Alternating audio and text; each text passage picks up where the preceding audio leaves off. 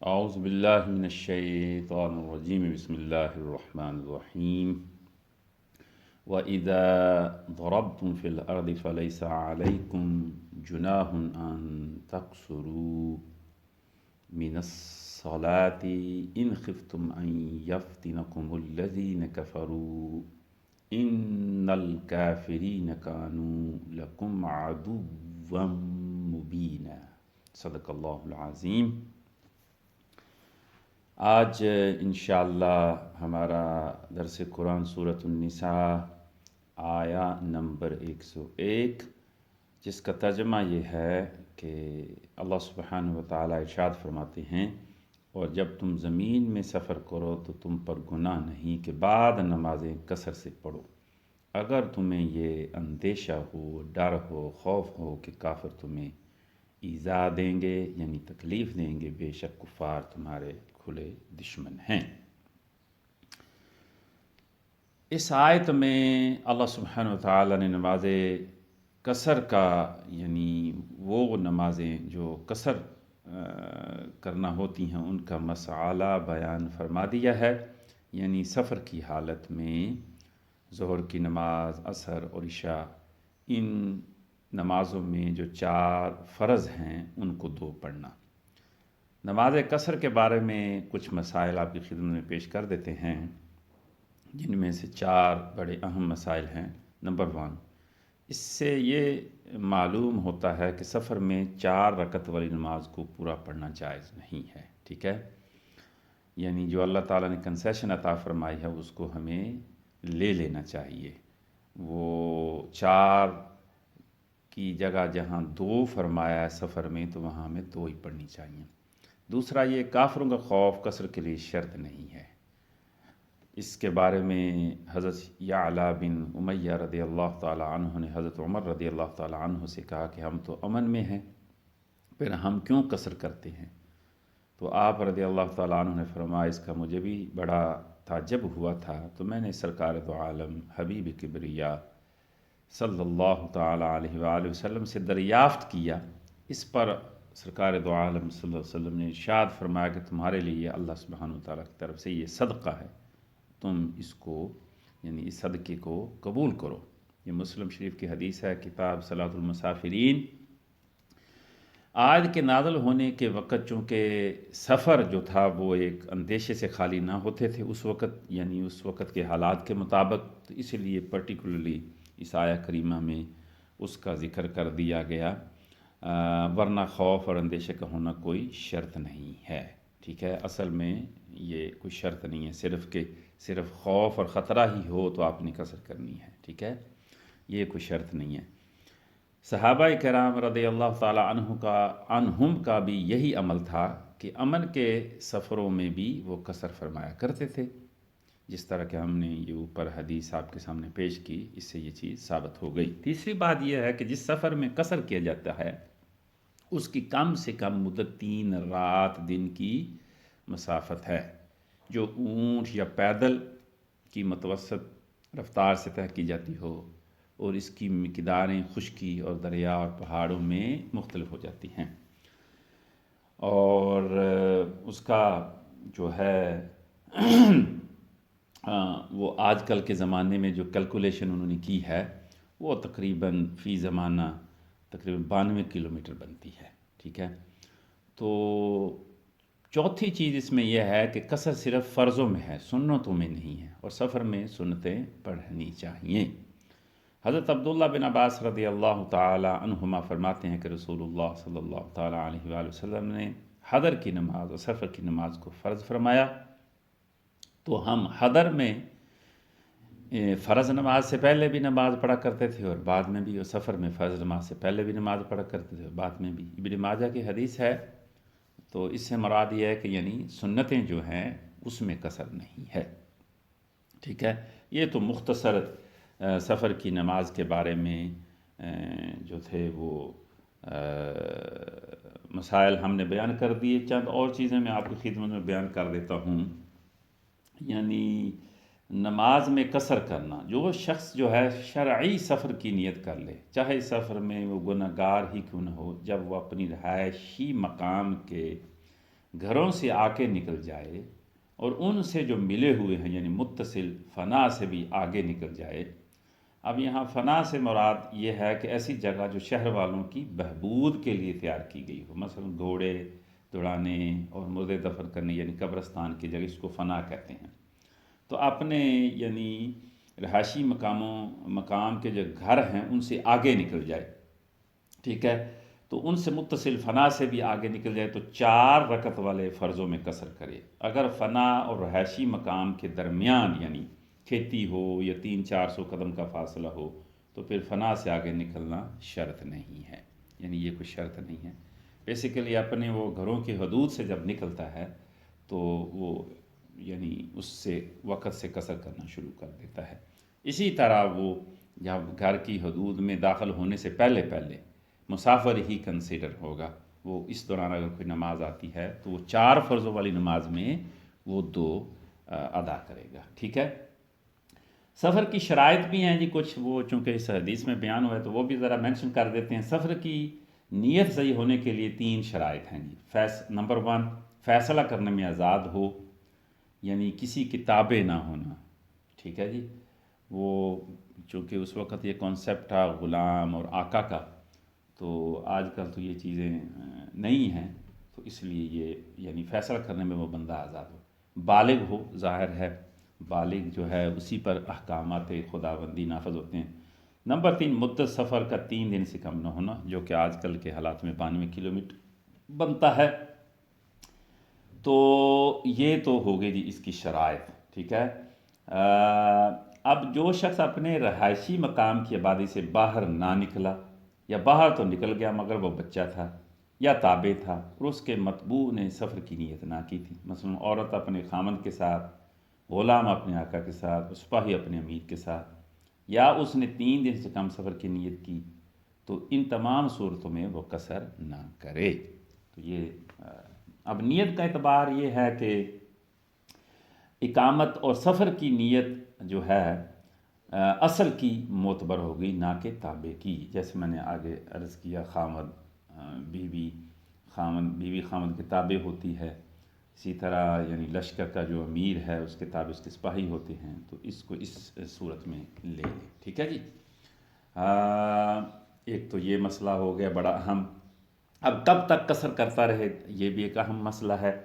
مسافر سفر روانہ ہونے کے بعد یعنی قصر کرتا رہے یہاں تک کہ اپنے شہر وطن اصلی کا یہاں ذکر ہوا ہے تو وہ بھی میں مینشن کر دیتا ہوں۔ وطن اصلی کیا ہے؟ وطن اصلی وہ ہوتا ہے جہاں آدمی پیدا ہو، نمبر 1،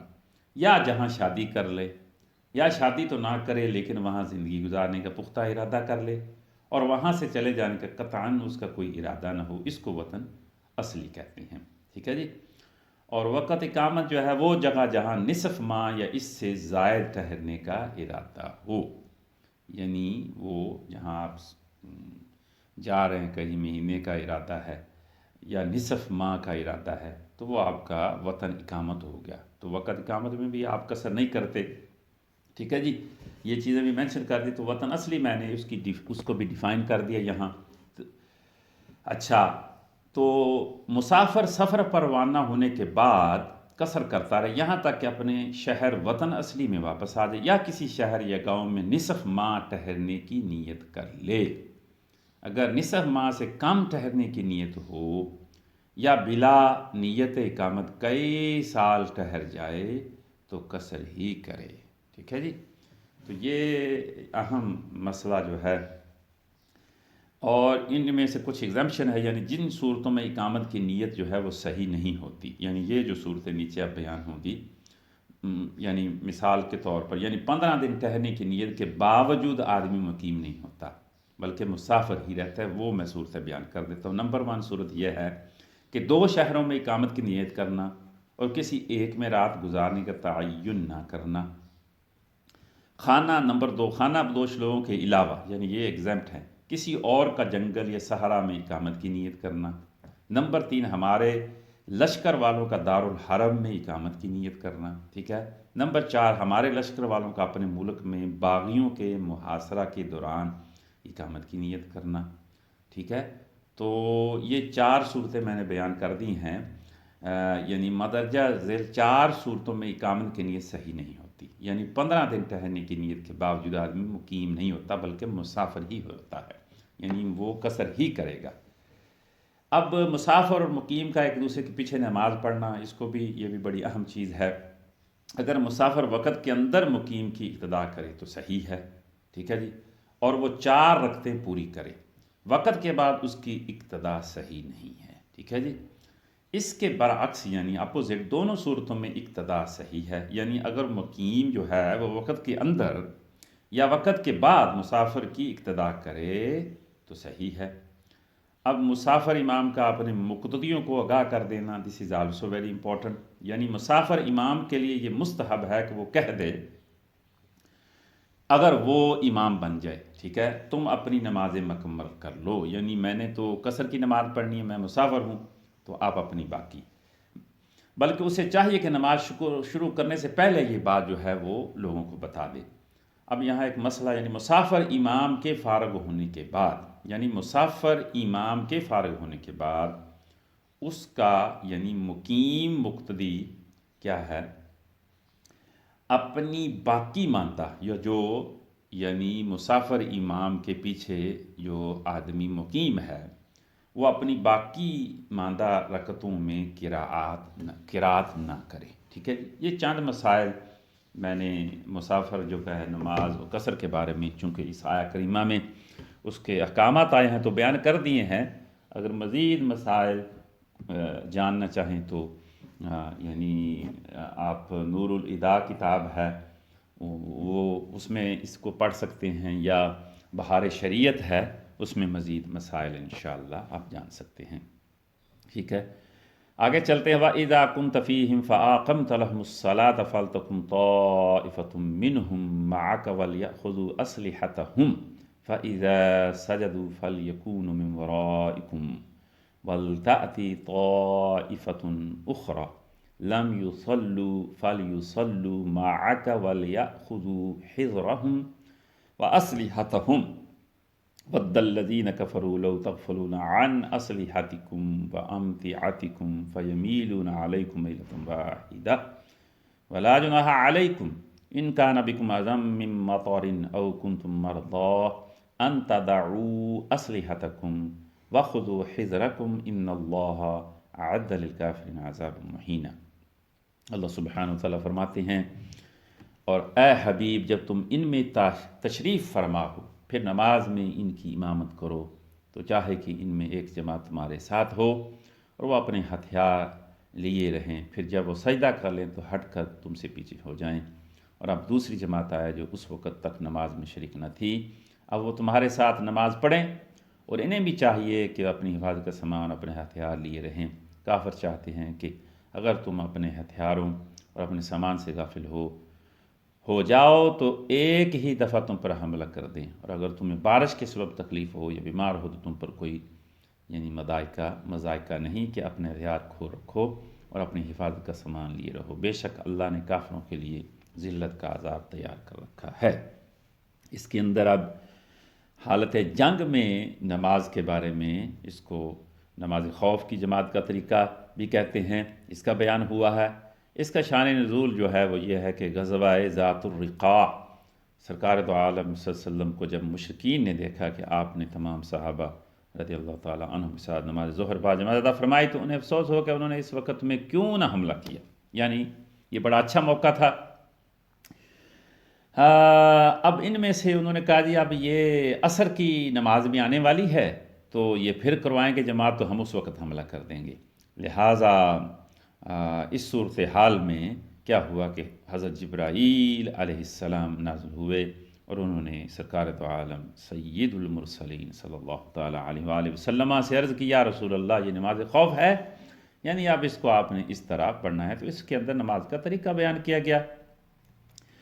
اب اس کا طریقہ یعنی کیا کہ حاضرین کو دو جماعتوں میں، دو گروپوں میں تقسیم کر دیا جائے، ان میں سے ایک آپ سرکار صلی اللہ علیہ وسلم کے ساتھ رہے اور آپ صلی اللہ علیہ وسلم نے نماز پڑھائیں، اور ایک جماعت دشمن کے مقابلہ میں کھڑی رہے۔ پہلی جماعت ایک رکعت پڑھ کر اور مغرب میں 2 رکعتیں پڑھ کر دشمن کے مقابل چلی جائے، اور دوسری جماعت آپ صلی اللہ تعالی علیہ وآلہ وسلم کے پیچھے آ جائے، پھر بعد میں وہ اپنی ایک ایک بقیہ جو رکعت ہے وہ پڑھ لیں، اور جن کی دو باقی وہ دو پڑھ لیں، اور دونوں جماعتیں ہر وقت کیا کریں، اپنے ساتھ اسرہ رکھیں، مسلح یعنی رہیں۔ معلوم ہوا اس سے، اس آیہ کریمہ سے، کہ نماز کی جماعت ایسی اہم ہے، یعنی اس سے جماعت کے ساتھ نماز پڑھنا اس کی اہمیت کا بھی اندازہ لگ سکتا ہے، کہ ایسی حالت میں بھی، جنگ کی حالت میں بھی بتایا گیا کہ نماز کو کوشش کرنا چاہیے جماعت کے ساتھ ادا کی جائے، چونکہ اس کے بارے میں حدیث مبارکہ بھی ہیں کہ 27 گنا زیادہ ثواب ہوتا ہے۔ دوسری بات جو یہاں اس آیہ کریمہ میں وہ فرمائی گئی کہ تمہیں حفاظت کا سامان اور ہتھیار ساتھ رکھنے کا حکم اس لیے دیا گیا ہے کہ کافر یہ چاہتے ہیں کہ اگر تم اپنے ہتھیاروں اور اپنے سامان سے غافل ہو جاؤ تو وہ تم پر حملہ کریں اور تمہیں نقصان پہنچائیں۔ تو آیت کا جو یہ حصہ ہے، اس میں فرمایا گیا کہ اپنے ہتھیاروں کو یعنی اپنے ساتھ رکھو، انلیس یہ صورتحال ہو کہ ہتھیار رکھنے کے یعنی آپ قابل نہیں ہیں، یعنی آپ رکھ نہیں سکتے، تکلیف ہوتی ہے، یعنی زخمی ہیں یا کس طرح کی صورتحال ہے، تو اس صورت میں ایگزمپشن دی گئی۔ ٹھیک ہے جی۔ تو یہاں ایک واقعہ بھی درج کر دیتے ہیں کہ اسی طرح سرکار دو عالم صلی اللہ علیہ وآلہ وسلم جو ہیں، یہ جو جنگ جس کا ذکر ہم نے کیا، اس میں کامیابی کامرانی کے بعد جو ہے وہ آپ باہر نکلے، یعنی تشریف لے گئے اکیلے، ٹھیک ہے، قضائے حاجت کے لیے جنگل میں۔ تو دشمن کی جماعت میں سے غورس بن حارث کو پتہ چلا، وہ تلوار لیے سرکار دو عالم صلی اللہ علیہ وسلم کے پیچھے گیا، تو اس نے سرکار دو عالم صلی اللہ علیہ وسلم کو یعنی سامنے آ کر کہا، یا محمد صلی اللہ علیہ وآلہ وسلم، اب تمہیں مجھ سے کون بچائے گا؟ حضور علیہ السلام نے فرمایا اللہ تعالیٰ۔ حضور نے دعا فرمائی، جب اس نے سرکار دو عالم صلی اللہ علیہ وسلم پر تلوار چلانے کا ارادہ کیا تو کیا ہوا، وہ نیچے گر پڑا، وہ تلوار بھی اس کے ہاتھ سے چھوٹ گئی۔ اب سرکار دو عالم صلی اللہ علیہ وآلہ وسلم کے ہاتھ میں تلوار اور وہ آگے کھڑا تھا۔ حضور نے فرمایا، بتا مجھ سے کون تمہیں بچائے گا؟ تو اس نے کہا، میرا بچانے والا تو کوئی نہیں ہے۔ سبحان اللہ۔ اب دیکھیں، یہ ان لوگوں کو جواب ہے جو آقا علیہ الصلاۃ والتسلیم، خاص کر ویسٹرن کنٹریز میں اورینٹلسٹ یا دوسرے لوگ یہ کہتے ہیں کہ حضور علیہ الصلاۃ والتسلیم وار لارڈ تھے۔ ان کو یہ جواب ہے کہ آقا علیہ الصلاۃ والتسلیم تو جتنی بھی آپ نے جنگیں لڑیں وہ دفاعی ہیں، اور کوئی بھی آپ نے یعنی کسی کو تکلیف پہنچانے کی کوشش نہیں کی، آپ تو رحمت تھے، وما ارسلناک الا رحمۃ للعالمین، ہر ایک چیز کے لیے۔ تو اب سرکار دو عالم صلی اللہ علیہ وآلہ وسلم نے فرمایا، اشہد ان لا الہ الا اللہ و اشہد ان محمد رسول اللہ، پڑھ، یعنی یہ پڑھ لو تو میں تجھے تیری تلوار بھی دے دوں گا۔ اب اس نے یہ انکار کر دیا اور کہا، میں یہ مسلمان نہیں ہوں گا، لیکن اس نے کہا، جی میں وعدہ کرتا ہوں کہ میں آپ کے ساتھ لڑوں گا نہیں، اور زندگی بھر آپ کی کسی دشمن کی مدد نہ کروں گا۔ سرکار دو عالم صلی اللہ تعالیٰ علیہ وآلہ وسلم نے اس کی تلوار اس کو دے دی، کہنے لگا، یا محمد صلی اللہ تعالیٰ علیہ وآلہ وسلم، آپ مجھ سے بہت بہتر ہیں۔ نبی پاک صلی اللہ تعالیٰ علیہ وسلم فرمایا، ہمارے یعنی لائق یہی، ہمارا رویہ ایسے ہی ہوتا ہے، ٹھیک ہے، ہم کسی کو تکلیف نہیں دیتے۔ تو اس وقت یہ آیت نازل ہوئی اور ہتھیار اور بچاؤ کا سامان ساتھ رکھنے کا حکم بھی دیا گیا۔ تو یہ تقریباً اس آیہ کریمہ کا شان نزول بیان ہوا۔ ان کان بکم اذن، اگر تمہیں کوئی تکلیف ہو، حکم تھا کہ اپنی حفاظت کا سامان ہر وقت ساتھ رکھو، لیکن حضرت عبد الرحمن بن عوف رضی اللہ عنہ زخمی تھے، اس وقت ہتھیار رکھنا ان کے لیے بہت تکلیف، ان کے حق میں یہ آیت نازل ہوئی اور حالت عذر میں ہتھیار کھول رکھنے کی اجازت دے دی گئی۔ سبحان اللہ۔ اللہ سبحانہ وتعالیٰ نے یہ بھی مسئلہ مسلمانوں کے لیے آسان فرما دیا۔ آگے چلتے ہیں، فَإِذَا قَضَيْتُمُ الصَّلَاةَ فَاذْكُرُوا اللَّهَ قِيَامًا وَقُعُودًا وَعَلَىٰ جُنُوبِكُمْ فَإِذَا اطْمَأْنَنْتُمْ فَأَقِيمُوا الصَّلَاةَ إِنَّ الصَّلَاةَ كَانَتْ عَلَى الْمُؤْمِنِينَ كِتَابًا مَّوْقُوتًا۔ سبحان اللہ۔ اہم چیزوں کا بیان ہوا، پھر جب تم نماز پڑھ لو تو کھڑے اور بیٹھے اور کرونٹوں پر لیٹے اللہ کو یاد کرو، پھر جب تم مطمئن ہو جاؤ تو حسب معمول نماز قائم کرو، بے شک نماز مسلمانوں پر مقررہ وقت میں فرض ہوئی۔ سبحان اللہ، فذکر اللہ، یعنی ذکر الہی کے بارے میں یہ آیہ کریم فرمایا ہر حال میں اس پر ہمیشگی کرو اور کسی حال میں اللہ سبحانہ تعالیٰ کے ذکر سے غافل نہ رہو۔ سبحان اللہ۔ اللہ تعالیٰ نے قرآن مجید فرقان حمید میں فرمایا ایسے ذاکرین فذکر اللہ، یعنی فذکر اللہ اذکرکم، سبحان اللہ۔ اللہ تعالیٰ نے فرمایا تم مجھے یاد کرو میں تمہیں یاد کروں گا۔ تو ذکر کی جو ہے بڑی فضیلت ہے۔ حضرت عبداللہ بن عباس رضی اللہ تعالیٰ عنہما نے فرمایا اللہ تعالیٰ نے ہر فرض کی ایک حد معین فرمائی سوائے ذکر کے، کہ اس کی کوئی حد نہ رکھی۔ ذکر الہی کے بارے میں فرمایا کہ چاہے تم یعنی خشکی میں ہو یا سفر میں ہو یا تری میں ہو، حضر میں، غنا میں، فقر میں، تندرستی اور بیماری میں، پوشیدہ اور ظاہر، ہر حال میں یعنی اللہ کا ذکر کرتے رہو۔ یعنی اللہ سبحانہ و تعالیٰ نے ہر فرد کی ایک حد متعین فرمائی سوائے ذکر کے، سبحان اللہ، تو اس کی کوئی حد نہیں ہے۔ اللہ تعالیٰ کے ذکر سے متعلق دو شرعی مسائل بیان کر دیتے ہیں۔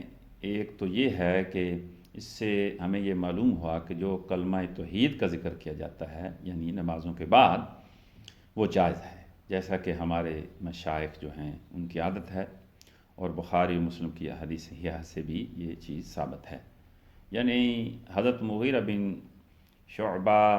رضی اللہ تعالیٰ عنہ فرماتے ہیں سرکار دو عالم صلی اللہ تعالیٰ علیہ وآلہ وسلم ہر فرض نماز کے بعد یعنی یہ ذکر کیا کرتے تھے، لا الہ الا اللہ وحدہ لا شریک لہ لہ الملک ولہ الحمد وہو علی کل شیء قدیر، اللہم لا مانع لما اعطیت ولا معطی لما منعت ولا ينفع ذا الجد منک الجد، یعنی اللہ کے سوا کوئی عبادت کے لائق نہیں، وہ اکیلا ہے، اس کا کوئی شریک نہیں، اسی کی بادشاہی ہے اور اسی کے لیے تمام تعریفیں ہیں، اور اللہ سبحانہ تعالیٰ ہر چیز پر قدرت رکھتا ہے۔ اے اللہ جو تو دے اسے کوئی روکنے والا نہیں، اور جو تو روکے اسے کوئی دینے والا نہیں، اور کسی دولت مند کو تیرے مقابلے پر دولت جو ہے وہ نفع نہیں دے گی۔ صحیح مسلم میں حضرت عبداللہ بن زبیر سے ایک روایت ہے کہ ہر نماز میں سلام پھیرنے کے بعد یہ ذکر فرمایا کرتے تھے، لا الہ الا اللہ وحدہ لا شریک لہ لہ الملک ولہ الحمد وہو علی کل شیء قدیر، لا حول ولا قوة الا باللہ، لا الہ الا اللہ ولا نعبد الا ایاہ، لہ النعمۃ ولہ الفضل ولہ الثناء الحسن، حسن لا الہ الا اللہ مخلصین لہ الدین ولو کرہ الکافرون۔ اور اسی طرح حضرت عبداللہ بن عباس رضی اللہ تعالیٰ عنہما فرماتے ہیں، یعنی وہ فرماتے ہیں کہ مجھے یعنی لوگ فرض نماز سے فارغ ہو جاتے تو سرکار دو عالم صلی اللہ علیہ وسلم کے زمانہ میں یہ رائج تھا کہ آپ رضی اللہ تعالیٰ یعنی حضرت عبداللہ بن عباس فرماتے ہیں کہ جب میں اس بلند آواز سے ذکر کو سنتا تو اس سے مجھے معلوم ہو جاتا کہ لوگ نماز سے فارغ ہو چکے ہیں۔ اچھا، اب ذکر یعنی کرتے وقت اتنی آواز سے ذکر کیا جائے کہ کسی نمازی یا سونے والے کو تکلیف نہیں ہونی چاہیے، دس از آلسو ویری امپورٹنٹ۔ اب ذکر کیا ہے؟ ذکر میں تسبیح ہے، تحمید ہے، تحلیل ہے، تکبیر ہے، ثنا ہے، دعا ہے، یہ تمام اذکار ہیں، اور اس کے علاوہ نماز بھی اللہ کا ذکر ہے، اس کے علاوہ روزے بھی اللہ کے ذکر ہیں، زکوٰۃ، حج، جتنے بھی احکامات ہیں تمام اللہ کا ذکر ہیں۔ اب اس آیہ کریمہ میں کتاب موقوتہ کا بھی ذکر ہے، یعنی مقررہ وقت پر فرض نماز کو ادا کیا جائے۔ تو یہاں اس سلسلے میں دو چیزیں اہم ہیں، یعنی ایک تو مقررہ وقت میں نماز کو ادا کیا جائے، اور دوسرا سفر میں، یعنی یہ جو ہمارے اندر رائج ہے اور فقہ کا مسئلہ بھی ہے کہ دو نمازوں کو جمع کرنے کا شرعی حکم جو ہے، اس میں ہمارے کچھ حضرات جو ہیں وہ کہتے ہیں کہ ہم دو نمازوں کو سفر میں بھی اکٹھا کر سکتے ہیں۔ تو اس بارے میں کچھ چیزیں بڑی اہم بیان کرنا چاہتا ہوں۔ تو اس آیا کریمہ سے یہ پتہ چلا کہ سفر میں دو نمازیں جمع نہیں ہو سکتی۔ احادیث میں سفر کے دوران جو دو نمازوں کو جمع کرنے کی نفی کی گئی ہے، یعنی اس کو نفی کیا گیا ہے، وہ حدیث میں بھی موجود ہے۔ چنانچہ حضرت عبداللہ بن مسعود رضی اللہ تعالیٰ عنہ فرماتے ہیں، میں نے کبھی نہیں دیکھا کہ حضور پر نور صلی اللہ تعالیٰ علیہ وآلہ وسلم نے کبھی کوئی نماز اس کے غیر وقت میں پڑھی ہو، مگر دو نمازیں کہ ایک دن میں سے آقا علیہ الصلوۃ والتسلیم نے نماز مغرب ہے، جیسے کہ مزدلفہ میں عشاء کے وقت پڑھا تھا، اور وہاں فجر بھی روز کے معمولی وقت سے پہلے تاریکی میں پڑھی۔ یہ ایکسیپشنل سرکمسٹانسز سچویشن ہے، اور یہ حدیث جو ہے وہ مسلم کتاب الحج، وہاں یہ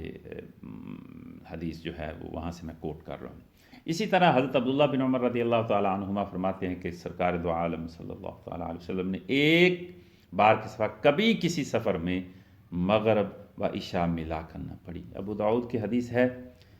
اب یعنی یہ دو حدیثیں آپ کے سامنے میں نے پیش کر دیں۔ تو اسی طرح جس سفر میں آقا علیہ الصلوۃ والتسلیم نے مغرب عشاء کو ملا کر پڑھا وہ حجۃ الوداع کا سفر تھا، ٹھیک ہے جی۔ تو اس میں آپ نے مزدلفہ میں جو ہے وہ یعنی دونوں نمازوں کو ملا کر پڑھا تھا، اور دیگر جو احادیث مبارکہ جن میں دو نمازیں جمع کرنے کا ذکر ہے، وہاں جمع سوری مراد ہے، یعنی پہلی نماز سوری سے مراد یعنی پہلی نماز آخری وقت میں اور دوسری نماز اول وقت میں ادا کی۔ یعنی چلو یہ دو نمازوں کا ہم آپ کو ذکر، یعنی مغرب عشاء کو اکٹھا کرنا، یعنی اس کی شرعی حکم کیا ہے، سوائے وہ جو مزدلفہ میں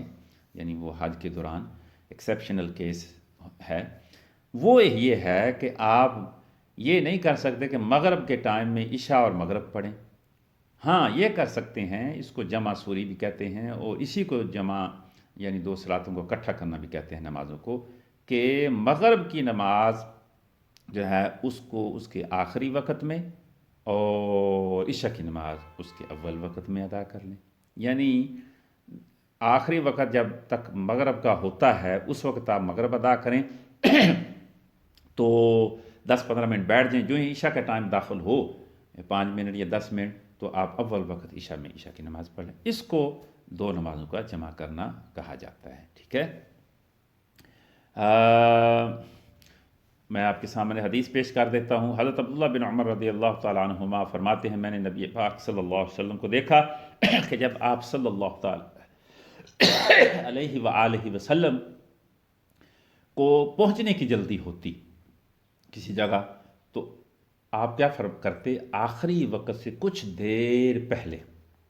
مغرب کی اقامت کہہ کر نماز پڑھ لیتے، سلام پھیر کر کچھ دیر ٹھہرتے، پھر عشاء کی اقامت ہوتی اور نماز عشاء کی 2 رکعتیں پڑھتے۔ اور یہ حدیث جو ہے بخاری، ٹھیک ہے، اس میں موجود ہے۔ اسی طرح حضرت نافع حضرت عبداللہ بن واقد رضی اللہ تعالیٰ عنہما سے مروی ہے کہ حضرت عبداللہ بن عمر رضی اللہ تعالیٰ عنہما کے مؤذن نے نماز کے لیے کہا تو آپ رضی اللہ تعالیٰ عنہ نے فرمایا، چلتے رہو یہاں تک کہ جب شفق ڈوبنے کے قریب ہوئی تو آپ رضی اللہ تعالیٰ عنہ نے اتر کر نماز مغرب پڑھی، پھر انتظار فرمایا یہاں تک کہ شفق ڈوب گئی، اس وقت آپ رضی اللہ تعالیٰ عنہ نے نماز عشاء پڑھی، پھر فرمایا حضور سید عالم صلی اللہ تعالیٰ علیہ وسلم کو جب کسی کام کی وجہ سے جلدی ہوتی تو ایسا ہی کرتے جیسا میں نے کیا۔ سبحان اللہ۔ تو یہاں ہمیں یہ پتہ چل گیا کہ جمع صلاتین یعنی 2 نمازیں ایک وقت میں کرنے کی بارے میں جو حکم ہے وہ ہم نے یہاں بیان فرما دیا۔ وَلَا تَهِنُوا فِي ابْتِغَاءِ الْقَوْمِ إِن تَكُونُوا تَعْلَمُونَ فَإِنَّهُمْ يَعْلَمُونَ كَمَا تَعْلَمُونَ وَتَرْجُونَ مِنَ اللَّهِ مَا لَا يَرْجُونَ وَكَانَ اللَّهُ عَلِيمًا حَكِيمًا۔ اب یہاں اس آیہ کریمہ میں اللہ فرماتے ہیں، اور کافروں کی تلاش میں سستی نہ کرو، اگر تمہیں دکھ پہنچتا ہے تو جیسے تمہیں دکھ پہنچتا ہے ویسے ہی انہیں بھی دکھ پہنچتا ہے، حالانکہ تم اللہ سے وہ امید رکھتے ہو جو وہ نہیں رکھتے، اور اللہ جاننے والا حکمت والا ہے۔ اب اس آیہ کریمہ میں اس کا شان نزول پہلے دیکھ لیتے ہیں۔ شان نزول یہ ہے کہ احد کی جنگ سے جب ابو سفیان اور اس کے جو ساتھی تھے وہ واپس ہوئے تو سرکار تو عالم صلی اللہ علیہ وسلم نے جو صحابہ تھے رضی اللہ تعالیٰ عنہم احد میں حاضر تھے، انہیں مشرکین کے تعاقب کا حکم دیا۔ اب صحابہ جو تھے وہ زخمی تھے، انہوں نے اپنے زخم کی شکایت کی، تو اس وقت یہ آخری میں نازل ہوئی، فرمایا اگر تمہیں زخم ہیں تو تمہارے جو دشمن کافر وہ بھی تو زخمی ہیں، وہ بھی تکلیف میں ہیں، فرق یہ ہے کہ ان کو تو کوئی ثواب اجر نہیں ملے گا لیکن تمہیں ثواب اور اجر ملے گا، ٹھیک ہے؟ تو فرمایا سستی نہ کرو، ان کے پیچھا کرو، ان کا تعاقب کرو، اس میں سستی نہ کرو۔ تو یہاں جو ہے مسلمانوں کو تھوڑا الرٹ کیا جا رہا ہے کہ آقا علیہ الصلاۃ والتسلیم نے جو تمہیں حکم دیا ہے اس پر عمل کرو اور سستی کا مظاہرہ نہ کرو، اور تمہیں تو اس کا اجر و ثواب ملے گا۔ شہید ہوگے تو شہادت کا تو بہت بڑا مقام ہے، اور غازی لوٹ کر آؤ گے تو اس کا بھی بہت بڑا اجر ہے۔ اللہ تعالیٰ سے دعا ہے کہ اللہ تعالیٰ ہمیں ان آیات کو سمجھنے اور پھر ان احکامات پر عمل کرنے کی توفیق عطا فرمائے۔ وما علینا الا البلاغ المبین۔ والسلام علیکم ورحمۃ اللہ۔